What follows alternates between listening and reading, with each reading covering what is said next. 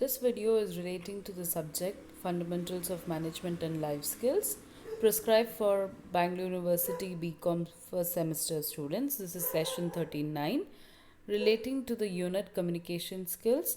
And in this session, we're going to talk about the concept of written communication.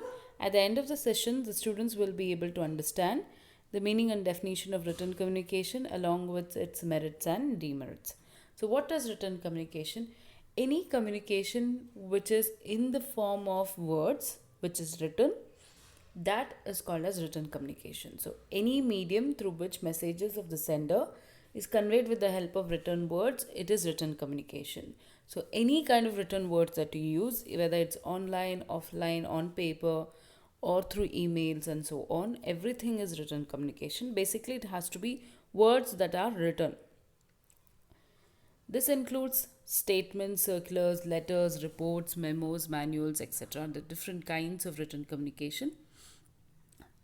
Unlike other forms of communication, written communication has the benefit of editing and rectifying before it has been sent. So it is considered very, very useful. So you have a communication message which has been written down, and then you can go through the written communication messages, edit it, make whatever changes necessary, make it more purposeful, make it more useful to convey, and then you could send it across. So that's a major advantage of written communication, and hence it is very, very indispensable for informal as well as formal communication.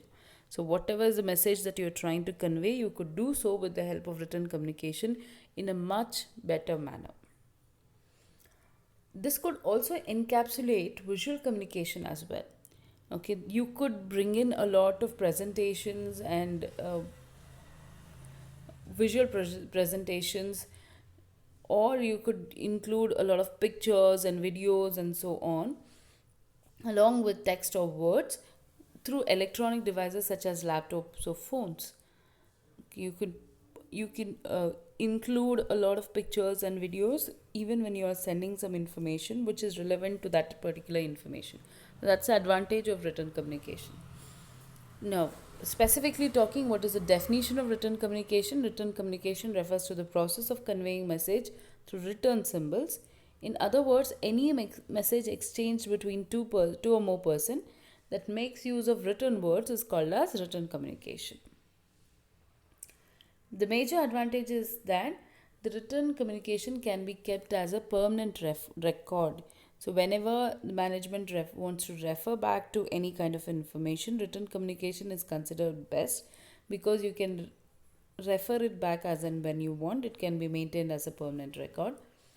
It is very suitable for communications which are lengthy. So, whenever you want to convey a lengthy communication which involves a number of steps and so on, written communication is considered better because oral communication does not have the means of sustainability. You cannot retain it for a long period of time. There are less chances of missing any points in communication because it is in writing. You can go through and see if you are missing out any points and add it. So very, very less chances of missing out any points, and it's very suitable for passing messages to far off places. When you're trying to convey the messages to far off places, this is considered very suitable. What are the limitations? The very time consuming. You take a long period of time to write down something and send it through proper channels, and by the time it reaches the other person, it becomes very time consuming. It's easier to just pick up a phone or just use other medias through which you can send oral information. If the communication is not clearly worded, it might lead to confusion and misinterpretation. You have to be careful with written words because there's no scope for clarification from the receiver immediately.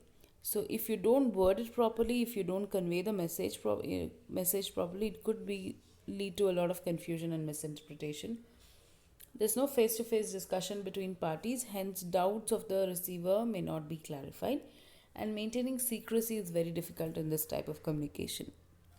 Now, whatever being said, written communication is a vital part of formal communication and for communication which is lengthier, and it has to be effectively utilized by the organizations.